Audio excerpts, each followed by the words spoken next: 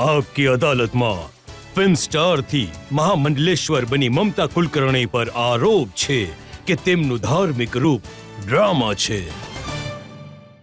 હું તમને મમતાજી કહું કે યમાઈ નંદગીરી કહું, પણ લોકો એ કહે છે કે આ જે તમારું રૂપ છે, ભગવા વસ્ત્રનું, સંન્યાસીનીનું, રુદ્રાક્ષનું, આ એક રોલ છે, પાત્ર છે, ડ્રામા છે, થોડા દિવસોની આ વાત છે।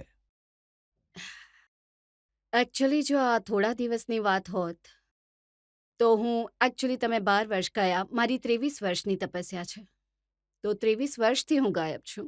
હું 2012 સુધી મેં ઘણી કડક તપસ્યા કરી। તો કહે છે ને કે મહામંડલેશ્વર કોઈ બનાવતું નથી, તમે હો તો તમે બનો છો। આ તો ભગવા કપડાં તો માત્ર એક એકચ્યુઅલી હું એને ધારણ કરવા નહોતી ઈચ્છતી, હું કોઈ વસ્તુમાં બંધાવવા નહોતી માંગતી, બિકોઝ એવું મને નથી લાગતું કે મેં કોઈ ભૂલ કરી છે। આ વસ્ત્ર મને આ ઓફિશિયલી કદાચ મહાશક્તિ, મહાકાળી, પછી આ મહાકુંભ છે, પછી મહાકાલની ધરતી છે, પછી મેં મહાકાલ અને મહાકાલીની ઘણી તપસ્યા કરી, ઘોર તપસ્યા કરી। ક્યારેક ક્યારેક એવો જ ડર લાગે છે કે મારી અંદરથી પ્રચંડ ચંડિકા ક્યારેક ક્યારેક બહાર આવી જાય છે। સૌથી વધારે વિવાદ થઈ રહ્યો છે તમને મહામંડલેશ્વર બનાવવા માટે, અને એ પણ કિન્નર અખાડાના। હવે તમે કિન્નર તો છો નહીં, તમે તો એક સ્ત્રી છો। અમારી જે મહામંડલેશ્વર ડોક્ટર આચાર્ય લક્ષ્મી નારાયણ ત્રિપાઠીજી છે, જે આચાર્ય છે, મારી ઈચ્છા જ નહોતી કે હું કોઈ પ્રકારના કોઈ પદવીથી બંધાઈ જાઉં। હું મહાકાલ, હું પ્રચંડ ચંડિનીની આદ્ય સ્વરૂપ છું, અને 2 દિવસથી આમ જ તમારી જેમ લોકો હાસ્ય વિનોદ કરતા હતા। ત્યાંના જે જગતગુરુ છે, એમનું નામ નહીં લઉં હું નથી ઈચ્છતી મારા વિવાદ સાથે એમનું નામ જોડાઈ જાય, એ પણ તમારી જેમ આમ જ હાસ્ય વિનોદ કરતા હતા। અને આજે હમણાં આજે સ્નાન થયું, જેને માટે હું એકચ્યુઅલી આવી હતી, અને બપોર સુધી એ સ્નાનની બધી તૈયારી હતી। હું મહામંડલેશ્વર બની ગઈ, તો મારા માટે એક રથ હોય છે, એક છત્રી હોય છે, અને સ્ટિક હોય છે, શું એને કહે છે, દંડ કહેવાય, છડી હોય છે, તો એ બધાની તૈયારી નહોતી થઈ, અને આ બધા લોકો જતા રહ્યા હતા। બધા મહામંડલેશ્વર અને 1000 રથ સ્નાન માટે 12 વાગ્યાથી નીકળી ગયા હતા, અને મેં 23 વર્ષની તપસ્યા કરી, મને એમણે રથ આપ્યો પાછળ। મને કોઈ દુઃખ નથી, મેં જ કહ્યું એમને, જાઓ, મારી સાથે વિવાદ છે, તમે જાઓ। પણ મારી અંદરથી જે મેં કહ્યું, પ્રચંડ ચંડિકે પારાશક્તિ વિદ્મહે આદ્યશક્તિ સદાશિવાય ધીમહિ તન્નો સજ્જોતા વામ રુદ્રાય પ્રચોદયાત। તો પ્રચંડ ચંડિકે જે છે એ ઐશ્વર્ય છે, સ્વરૂપમાં છે, એની 64 યોગિણીઓ હોય છે। તો 23 વર્ષથી મેં મારી અંદર એ યોગીઓને જાગૃત કરીને રાખ્યા છે, તો એમને અસહન ન થયું કે હું પાછળ છું। મેં કહ્યું તમે લોકો જાઓ। મને માત્ર એટલું જ દુઃખ હતું કે આ બધો અહંકાર અને આ બધા રથ અને છત્ર અને છડીની પાછળ જે અમૃત છે, જે સ્નાન છે, એ રહી ગયું મારું, અને હું ઘણી રડી, હું રડી રહી હતી, અને આ બધા ત્યાં ઊભા થઈ ગયા હતા રથ માટે, સ્નાન માટે, અને 3 વાગે મને ત્યાંના જે મેન છે, મને ફોન આવે છે કે તમે મહાગૌરી છો, તમે મહાકાળી છો। તો મેં કહ્યું કેમ, શું થયું? બોલે આખું સ્નાન સ્થગિત થઈ ગયું, અને બધા રથ ત્યાંના ત્યાં ઊભા રહી ગયા। મેં કહ્યું બીજું શું થાય? બોલે હવે અમે 10 કિલોમીટર ચાલીને આવી રહ્યા છે પાછા।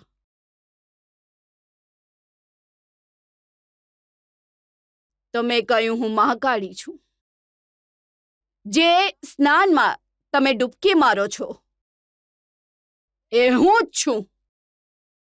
તમે એને પાછળ કેવી રીતે છોડી દીધી? મેં કહ્યું હું સવારે ઉઠી 4 વાગ્યે, મેં કહ્યું ચાલો, મારું સ્નાન નથી થઈ રહ્યું, કમસે કમ એ તો પૂછો, મને ચા મળશે?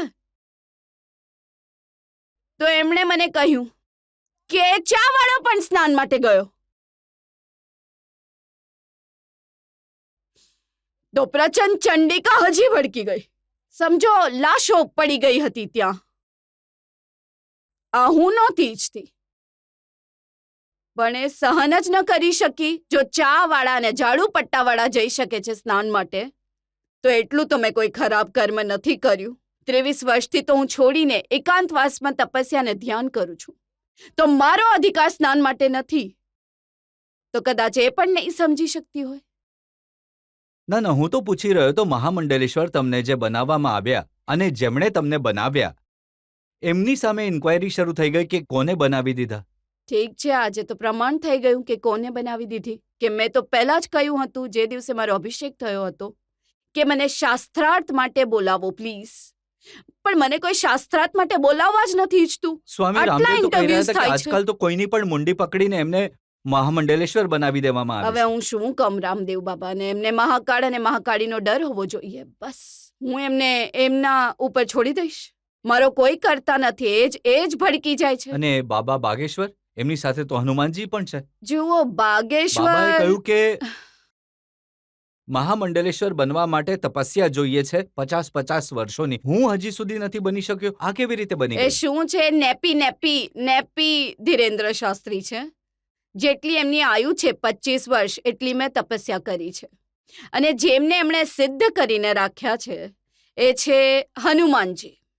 એમના મને આ 23 વર્ષની તપસ્યામાં 2 વાર પ્રત્યક્ષ સ્વરૂપમાં મારી સાથે એમનું રહેવાનું થઈ ગયું. હું તો એમના ગુરુ જે છે રામભદ્રાચાર્ય જે છે, હું માત્ર એમને ધીરેન્દ્ર શાસ્ત્રીને એક વસ્તુ કહેવા ઈચ્છું છું કે પોતાના ગુરુ, એમની પાસે દિવ્ય દ્રષ્ટિ છે, એમને પૂછો કે હું કોણ છું અને ચૂપચાપ બેસી જાય.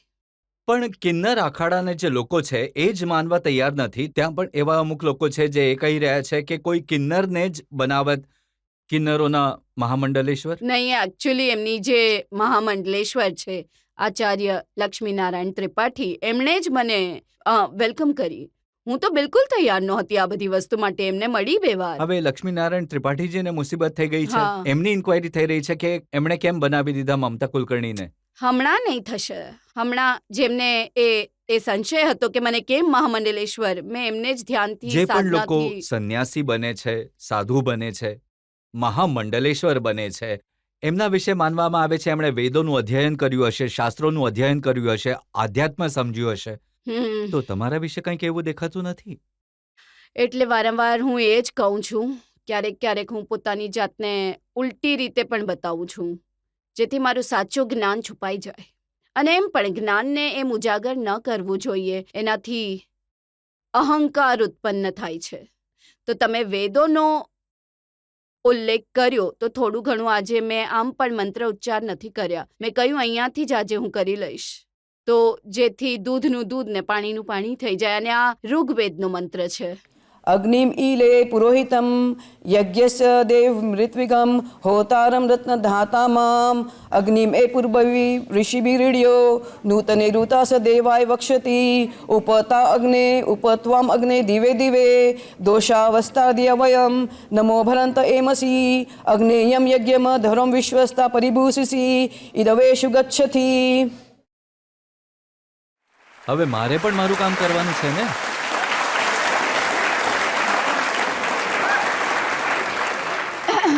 નહીં, એકચ્યુઅલી એવું છે કે જી. તમે ગણેશજીનું આહ્વાન કર્યું, જી. આદિશક્તિનું કર્યું, જી. બ્રહ્માનું થવું જોઈએ, નારાયણનું થવું જોઈએ. કર્મણ્યેવાધિકારસ્તે મા ફલેષુ કદાચન મા કર્મ ફલ હેતુર્ભુર્માતે સંગોસ્ત્વ કર્મણે. આત્મા તો હમ ગિરજામતી સચરા પ્રાણમ તમ શ્રેરાગૃહમ પૂજા તે વિશ્વ ભોગ રચના નિદ્રા સમાધિ સ્થિતિ સંચારા પદ્યો પ્રદક્ષિણા વિધિ સ્તોત્યાણી સર્વાગિરી યદ્યત કર્મ કરોની તદ દખિલમ શંભો તવારાધનમ કર ચરણ કૃતમ વા કાય જમ કર્મ જમ વા શ્રવણનેન જમ વા માનસમ વા પરાધમ વિહિતમ વા સર્વે દેવ ક્ષમસ્વ. જય જય કરુણાવેશી મહાદેવ શંભો. ઓમ શાંતિ શાંતિ શાંતિ શાંતિ. જી.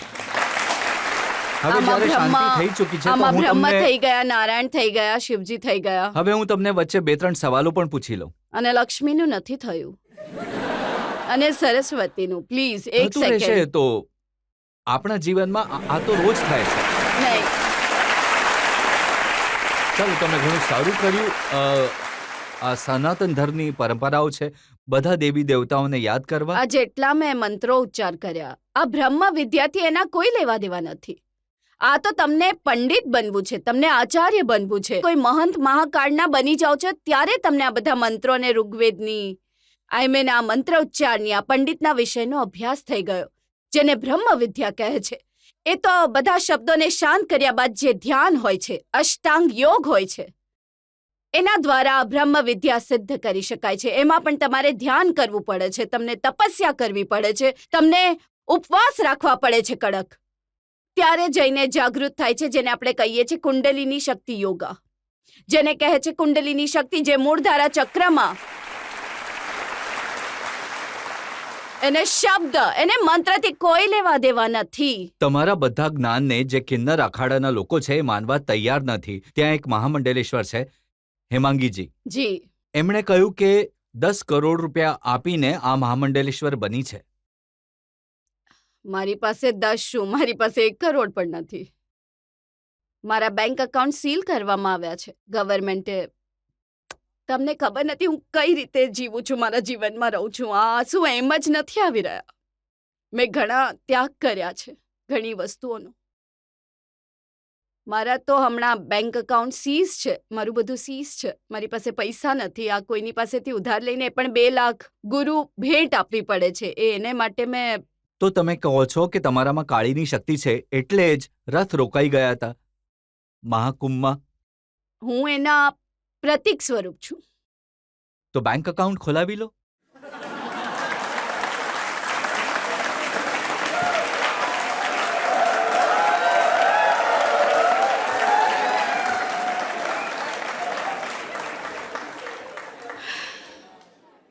જુઓ, હું 12 વર્ષ નહીં આવી અહીંયા. 23 વર્ષ મેં પગ મૂક્યો નહીં ધરતી પર આપણા હિન્દુસ્તાનમાં, કારણ કે મેં સંકલ્પ શક્તિ લીધી હતી કે જેણે મારા પર આરોપ લગાવ્યો એ આરોપ સર્વપ્રથમ કોર્ટથી નિરારિત થવો જોઈએ. એ ખતમ થઈ ગયો. પેલા કેસ જ નહોતો. હું મમતા કુલકર્ણી મારા નામને પબ્લિસિટી કરવા માટે મારા નામને કેસમાં નાખી દીધું. સીબીઆઈ બધાએ મારું, જે તમે બધા જાણો છો કે કયા ઓફિસરે મારું નામ લીધું, એને કમિશનર બનવું હતું બોમ્બેનું, એણે મારું નામ લીધું. તો એ કેસ તો ઊંચકીને ફેંકી દીધો સુપ્રીમ કોર્ટે, હાઈકોર્ટમાં. તો મારો એ જ સંકલ્પ હતો કે જ્યાં સુધી કેસ ખતમ નથી થતો ત્યાં સુધી હું પગ હિન્દુસ્તાનમાં નહીં રાખું. અને બીજું શું જોઈએ, એનાથી શું સિદ્ધતા જોઈએ? જેણે મારી પર આરોપ લગાવ્યો એનું અધૂરા જ કાલ કમિશનરથી એને અપમાનિત કરીને એને કાઢી મૂકવામાં આવ્યો. આજે હું આરોપ લગાડી રહ્યો છું, મને તો કંઈ નહીં થાય. અને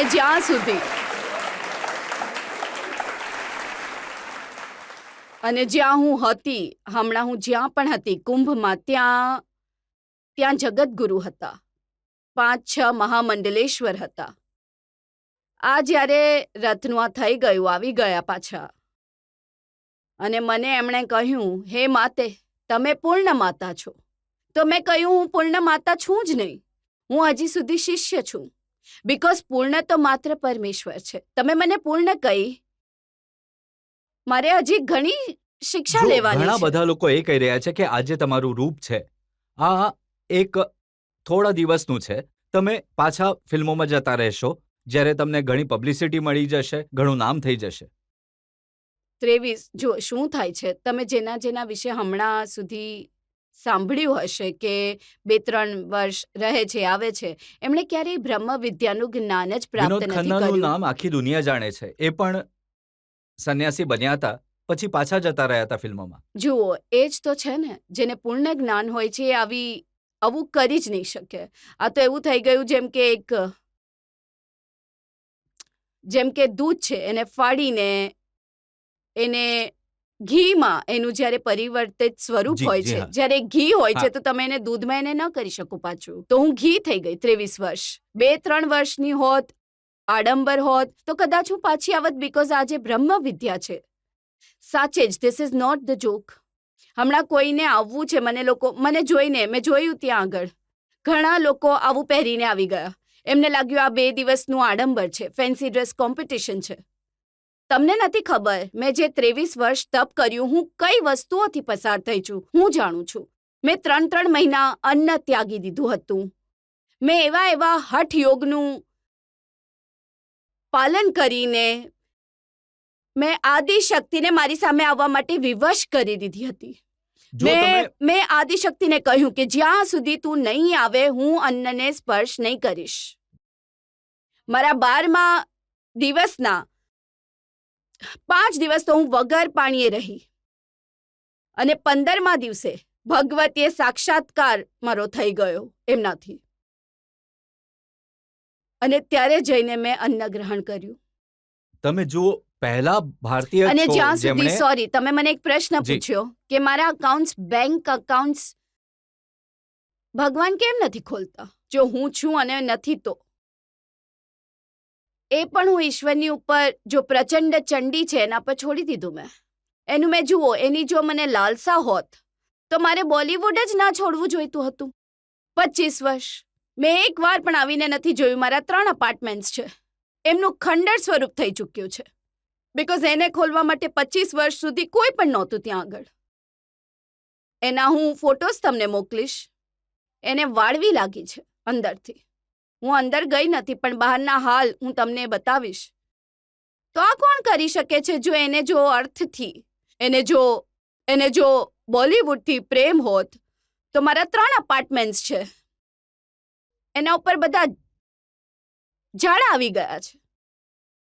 મેં ભૌતિક જીવનને મહત્વ જ નથી આપ્યું. મેં એ હું વસ્તુને તમને એ જ તો પૂછી રહ્યો છું કે જ્યારે તો હું તમારામાં આટલી કેમ શક્તિ છે, માંગુ? જુઓ જ્યારે તમે તમારામાં આટલી શક્તિ છે તો કઈ રીતે અપાર્ટમેન્ટ ખરાબ થઈ શકે?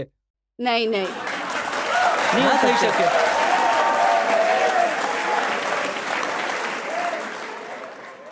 જુઓ, યોગીને આ વસ્તુની ક્યારેય ચિંતા જ નથી હોતી કે એનું ઘર છે. હું તો ઝૂંપડામાં પણ રહેવા તૈયાર છું. તમે જ તો કહો છો કે ખરાબ થઈ ગયું ઘર. મેં તો નહોતું કહ્યું. નહીં, એ તો હું જ કહી રહી છું તમને કે તમે કહો છો ને કે તમે ચંડીને કહો કે એને ખોલવા માટે, તો મેં એને એટલી તવજ્જો જ નથી આપી એ વસ્તુને.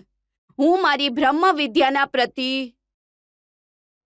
અચ્છા, તમે મને અગ્રેસર જણાવો છું. કે આજે હું તો માત્ર એ જ ઈચ્છતી હતી કે જે મારા પર આરોપ લગાવ્યો એ ખારીજ થાય. બાકી તો આ બધું થતું રહેશે જ્યારે ના, એ થવાનું વાત હશે. સાચી છે કે જે આરોપ છે એ તો જેમ કે આ તો તમારા તમે કહેતા હતા કે જો તમે રામ છો, નારાયણ છો, તો રામને તો હનુમાનની જ જરૂર નહોતી હોવી જોઈતી આખા એમાં. તમે જુઓ તો એમણે લંકાનું જે આ કર્યું, આ રામ અને લક્ષ્મણ બંને હનુમાનના ખભા પર હતા. એમાં તો લક્ષ્મણ પણ આ થઈ ગયા હતા, મૂર્છિત થઈ ગયા હતા. હનુમાન જોઈને આ લઈને આવવું પડ્યું, સંજીવની બુટ્ટી લઈને આવી પડી. તો રામ કહેતે હું નારાયણ છું, હું સ્વયં જઈને મને શું હનુમાનની જરૂર છે? નારાયણનો તો શિષ્ય છે, રામનો તો શિષ્ય છે હનુમાન. જો એ વાત તો સાફ તમે થઈ એ જ ગઈ કે કહેશો તમને ને, કહ્યું કે તમે તો એ તમને પણ કહેશો કે અચ્છા આજે હમણાં સુધી એવા લોકો છે જે રામને દેવતા નથી માનતા. આજે પણ લોકો કહે છે કે રામ ક્યાં છે, એનો પરિચય આપી દો, એનો સબૂત આપી દો. તો હું ઈચ્છતી નથી મને આ સ્વરૂપમાં, પણ હું એ કહેવા ઈચ્છું છું કે જેની મેં તપસ્યા કરી છે ચંડીની, તો અમુક વસ્તુ એ સહન નથી કરતી. આ મારા આંસુ સહન નથી કરતી. પણ મને એ કહો કે જે કિન્નર અખાડો છે એના નિયમ પ્રમાણે તમને 24 કલાક આવા વસ્ત્રો પહેરવાની જરૂર નથી, તમને વાળ મુંડાવવાની જરૂર નથી, તમે સામાન્ય જીવન પણ જીવી શકો છો. જી એવું છે, પણ સામાન્ય જીવન શું? મારું સામાન્ય જીવન ધ્યાન અને તપમાં જ જાય છે. મારું સામાન્ય જીવન એવું છે કે હું સવારે ઉઠું છું, હું પુરુષચારણ કરું છું, પંચમકારા જેને કહે છે, પંચતત્વ આ સમયે બધા દેવી દેવતાઓનો અભિષેક કરું છું, મંત્ર ઉચ્ચારથી અભિષેક કરું છું, તર્પણા કરું છું. એના પછી હું કાળી ચા લઉં છું અને હું એક આસન પર બેસીને 9 વાગ્યાથી સવારે 1 વાગ્યા સુધી મારું એક આસન પર ધ્યાન રહે છે. પછી 1 વાગે ઉઠીને હું પાછી ભોગ લગાડું છું ભગવાનને. અને એના પછી હું પાછી 1 થી 7 વાગ્યા સુધી સાંજના મારું ધ્યાન ચાલે છે એક જ આસન પર.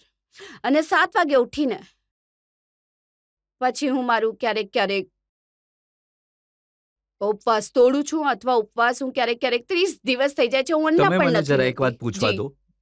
તમે તમારા ભોજનના વિશે કહ્યું, જી પણ આજનો જમાનો બદલાઈ ગયો છે. તમે એક રીલ પોસ્ટ કરી હતી 31 ડિસેમ્બરની રાત્રે, જેમાં તમે કહો છો તમે મંગોલિયન ખાવાનું ખાઈ રહ્યા છો. જી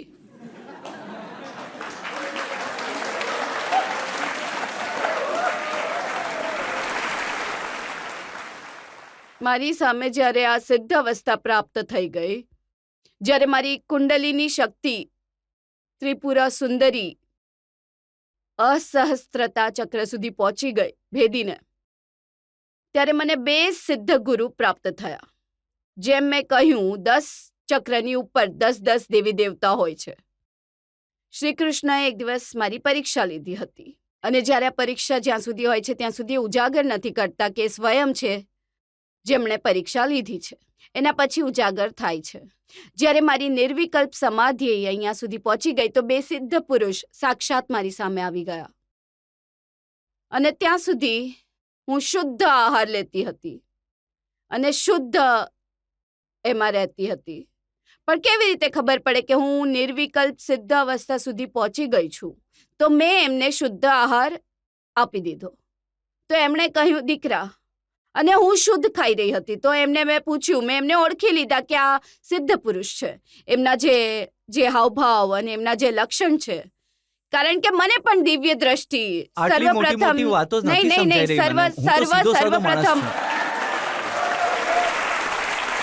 નહીં, મને કહેવા દો. નહીં, એ અધૂરું રહી જશે, પ્લીઝ.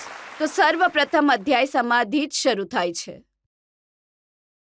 તો જેવી રીતે બીજો અધ્યાય સિદ્ધિનો હોય છે, તો મને 2 જે તપસ્વી હતા એમણે કહ્યું, અમને અશુદ્ધ ચાલશે. તો મેં કહ્યું, આ કઈ અવસ્થા છે જે આ સિદ્ધ પુરુષ જે સામે મને અંતર મારી દિવ્ય દ્રષ્ટિથી દેખાઈ રહ્યા છે, સિદ્ધ પુરુષ છે, પણ આ કેમ મને અશુદ્ધ ભોજન માંગી રહ્યા છે? તો એટલે આમણે એવી કઈ સિદ્ધતા પ્રાપ્ત કરી છે જેનાથી એમની તપસ્યા પર અસર નથી થઈ રહી? તો મેં હજી કડક તપસ્યા શરૂ કરી અને મને એ સિદ્ધ અવસ્થા પ્રાપ્ત થઈ. એ સિદ્ધ અવસ્થા જે મહાકાલ અને મહાકાળીને પ્રાપ્ત થાય છે, એ લક્ષ્મીના સ્વરૂપમાં જઈને શુદ્ધ આહાર પણ ગ્રહણ કરે છે, પણ એ જઈને અઘોરીનો પણ અશુદ્ધ આહાર ભક્ષણ કરે છે. મને એ સિદ્ધ અવસ્થા પ્રાપ્ત છે. મારા ધ્યાનને કોઈ અશુદ્ધ આહારનો ના કોઈ એનાથી ફરક પડે છે. તો તમે ચાઇનીઝ, ઇટાલિયન કંઈ પણ ફરક નથી પડતો. પણ હું નથી કરતી, ક્યારેક કરું છું. અચ્છા, એ જણાવો, આજે તમારું અને એ જ સાચું છે, આમાં કોઈ અસત્ય નથી. આજે સંન્યાસી બન્યા છો, ધર્મના પ્રતિ તમારી આસ્થા છે? આ પહેલા પણ હતી કે આ નવો શોખ છે? જ્યારે ફિલ્મોમાં કામ કરતા હતા ત્યારે પણ કંઈક? રજતજી, મેં તમને આ પ્રશ્નનો ઉત્તર આપી દીધો છે. હવે તમે બાઉન્સર ન કરી શકો. તમે હું બોલિવૂડમાં હતી, પણ બોલિવૂડમાં વ્રત રાખતા હતા. હા, તો હું એ જ કહી રહી છું કે બોલિવૂડમાં જ્યારે 1996માં મારા ગુરુનું આગમન થયું મારા જીવનની અંદર, એમનું નામ ગગનગિરી મહારાજ છે, એ મહાન તપસ્વી છે. અને આ પણ મેં મારી એક પુસ્તક છે 2011માં મેં મારી જ્યારે 12 વર્ષ, બાય ધ વે મારું 23 વર્ષનું બ્રહ્મચર્ય વ્રત છે. મેં 2012 સુધી મેં બ્રહ્મચર્ય વ્રતને પ્રાપ્ત કરીને મેં તપસ્યા કરી હતી. હું તો તમારો એક ઇન્ટરવ્યુ વાંચી રહ્યો હતો. તમે લખ્યું કે જ્યારે તમે ફિલ્મોમાં હતા તો પણ ધ્યાન કરતા હતા, નવરાત્રી રાખતા હતા, જી. પણ પછી તમે એમાં એમ પણ કહ્યું કે સાંજે તાજમાં જઈને 2 પેગ સ્કોચ લગાવી દેતી. જી.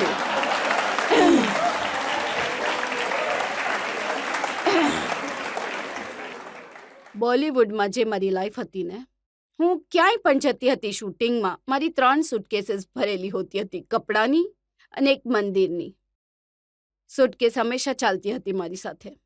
અને કોઈ પણ રૂમ મને આપવામાં આવતો તો આખું એક ટેબલ, મારા ચહેરા માટે નહીં, એની સામે મિરર હોતો હતો, આખું ટેબલ હું પૂજા માટે રાખતી હતી, મારા દેવી દેવતાઓને સ્થાપિત કરતી હતી, અને પૂજા કર્યા બાદ જ શૂટિંગ પર જતી હતી. અને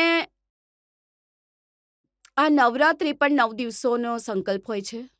એનું મેં અનુષ્ઠાન રાખ્યું હતું 9 દિવસનું, કે હું માત્ર જળ પર 9 દિવસના નવરાત્ર કરીશ અને 3 યજ્ઞ કરીશ, સવારે, બપોરે અને રાત્રે. એમ 3 યજ્ઞ મેં કર્યા અને મેં સંકલ્પ સિદ્ધિ રાખી. 9 દિવસમાં મેં 36 કિલો ચંદનની લાકડીઓથી મેં યજ્ઞ કર્યો. 9 દિવસ ખાલી પાણી ઉપર યજ્ઞ કર્યો. અને 9 દિવસ સુધી મેં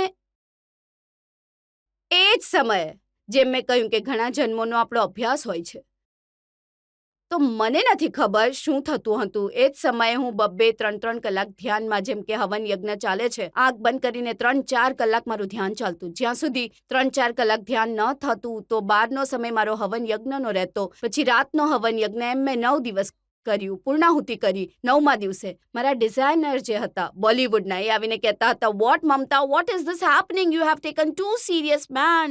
આઈ સેડ, હા, લાગે છે ઘણી સિરિયસ થઈ ગઈ છું. Come, let's go. Enough time is enough you. What is this? You become too serious. તો હું જતી હતી તાજમાં, અમે લોકો ગયા. તો એવા 1-2 નવરાત્ર એવા થઈ ગયા. અને ત્યારે હું સ્કોચ લેતી હતી. તો 2 પેક મારી દીધા મેં સ્કોચના. અને મારો ડિઝાઇનર હતો, કવલજીત કરીને હતો. તો મેં એને કહ્યું, Kaval, just wait, I think I need to go to washroom and come. પણ મારા 9 દિવસની તપસ્યા એવી હતી કે જેમાં શરાબ, બીકોઝ કંઈ નહોતું, અન્ન નહોતું. 9 દિવસ હવન યજ્ઞ અને આખું આ બળતરા, જેમ કે સળગતામાં તમે ઘી નાખો તો હવનમાં શું થાય, તો બધું અગ્નિ એવું થઈ ગયું. તો મેં કહ્યું, હું બાથરૂમમાં જઈ રહી છું. તો મને નથી ખબર કે શું થઈ ગયું. આંખ બંધ કરીને બેઠી હતી અને આખું એવું ઝપ નીકળી ગયું. અને એવા 40 મિનિટ થઈ ગયા. 40 મિનિટ થઈ ગયા. બહાર ભીડ લાગી છે, કવલની, ડિઝાઇનરની. Mamata, are you okay? They are knocking, are you okay? મેં કહ્યું, I am sorry, I don't know what happened. તો વધારે પીવાથી વોમિટ પણ તો થઈ જાય છે. હા, નહીં. મને બે પેકથી વધારેની આદત નથી. અને હવનમાં હવે શું થઈ ગયું, આટલા બધા ફાસ્ટિંગમાં એક અગ્નિ પ્રજ્વલિત થાય છે, તો એમાં ઉલટી નથી થતી. તો જો એનો મતલબ એ થયો કે જો અગ્નિ પ્રજ્વલિત થઈ જાય, સિદ્ધિ થઈ જાય, તો શું ખાવાનું છે, કેટલા પેક પીવાના છે, શું કરવાનું છે, કોઈ ફરક નથી પડતો.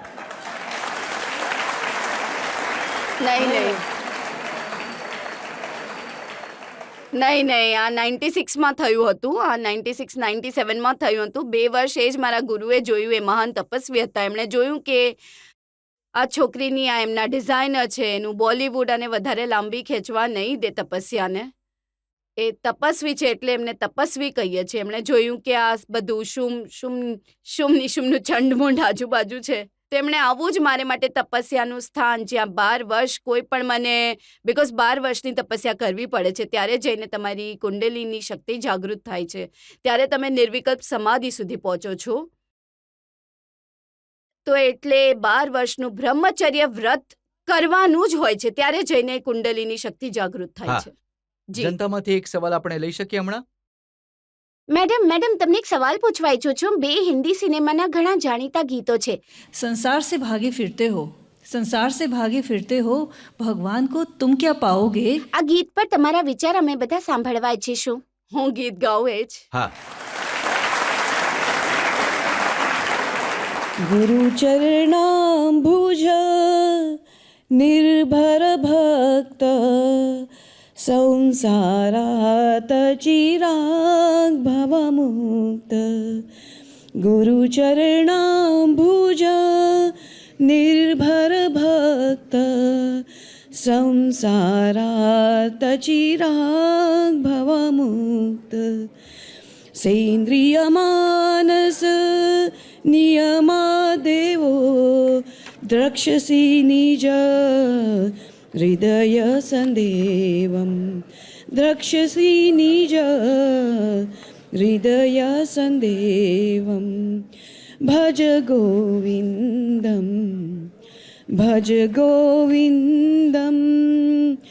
गोविंदम भज मूढमदे. समप्राप्ते सन्निहिते काले समप्राप्ते सन्निहिते काले.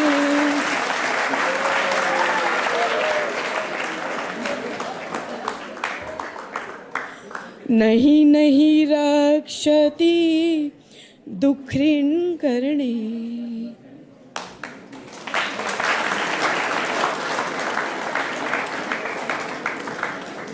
भज गोविन्दं भज गोविन्दं गोविन्दं भज